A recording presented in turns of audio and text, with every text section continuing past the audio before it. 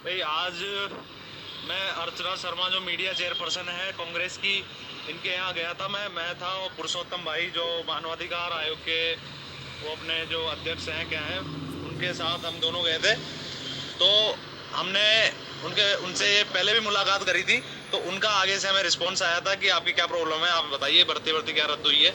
तो उनके वहाँ गए ऑफिस में। हमने जो उन्होंने उनके थ्रू अपना जो लेटर पैड है उनके थ्रू उन्होंने लिखा है अपनी प्रॉब्लम, हमारी जो बात लिखी है। और कल हम शांतिलाल धारीवाल के पास जा रहे हैं। उसका रीज़न ये है कि ये जो भी नियम बनते हैं हाई कोर्ट की भर्ती के हो चाहे कोई से भी भर्ती के हो, सारे विधि विभाग न्याय विभाग में बनते हैं और ये आता है सरकार के अंडर में। और उसके मंत्री हैं अपने शांतिलाल धारीवाल जी, ठीक है।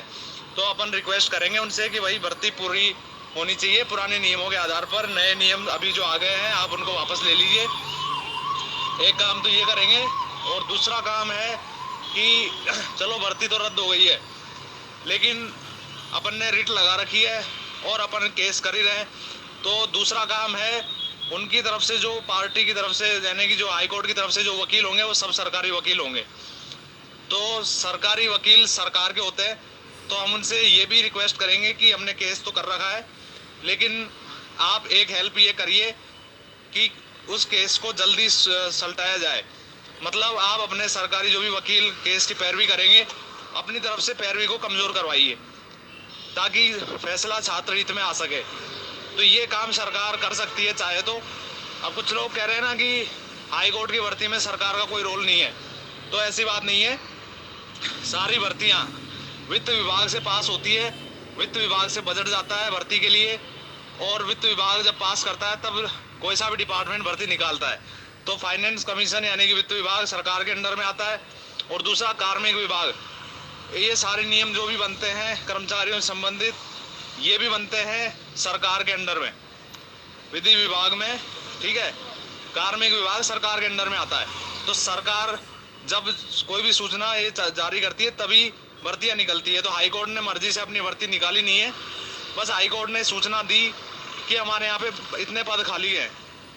तो समझे, सारे सरकार का भी मिला जुला इसमें एक तरीके से कह सकते हैं वो है।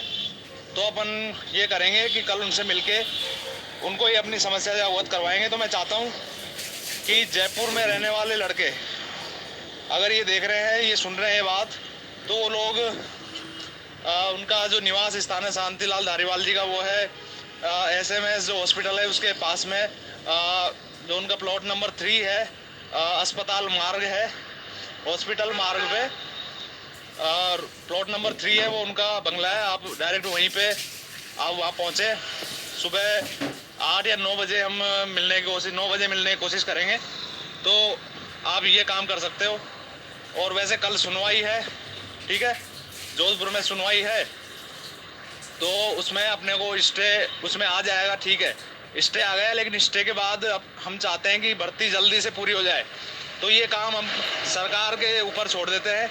सरकार, वैसे भी चुनाव का टाइम है, तो अपन अगर ये दिखाते हैं अपनी एकता, तो सरकार वास्तव में अपनी बात सुनेगी और सरकार पैरवी को ढीली करवा देगी अपनी साइड से, और अपन केस जीत जाएंगे आसानी से। तो केस लंबा नहीं चलेगा और मार्च के महीने में ही अपना केस ख़त्म होकर अपने को ज्वाइनिंग मिलने की उम्मीद है। तो ये काम अब सरकार का इसमें रोल शामिल करवा के अपन इस केस को आगे बढ़वाएंगे। तो कल आपको गुड न्यूज़ मिल सकती है स्टे की। तो आप सब बस उम्मीद रखिए और प्रार्थना करते रहिए। जैसे कि आप सबने सुना है कि अवधेश जी ने आपको बताया कि ये जिस प्रकार से उन्होंने शांति धारीवाल जी के प्लॉट पर आपको आने के लिए कहा है, तो जयपुर में के जितने भी लोग हैं वो सभी ये शांतिलाल धारीवाल जी के प्लॉट पर जाएं और वहाँ पे जो भी ये अवधेश जी आएंगे और पुरुषोत्तम जी आएंगे, अगर जो भी कोई बात होगी वो आपको जिस प्रकार से वो आपको कहे उस प्रकार से आपको काम करना होगा। अगर लोकसभा चुनाव है तो रिजल्ट आ सकता है, स्टे आ सकता है वैकेंसी पर। तो सरकार चाहे तो कुछ भी कर सकती है। हाई कोर्ट से सरकार है और सरकार से ही हाई कोर्ट है, दोनों की मिलीजुली ही सरकार होती है। तो आप ज़्यादातर अवधेश जी से मिले और सीधे जो भी बात है वो कंफर्म कर लें। तो इसलिए अगर आपको वीडियो हमारा ये पसंद आया हो तो चैनल को सब्सक्राइब कर लें और बेल आइकन को दबा लें, क्योंकि ऐसे ही लेटेस्ट अपडेट हम आपके लिए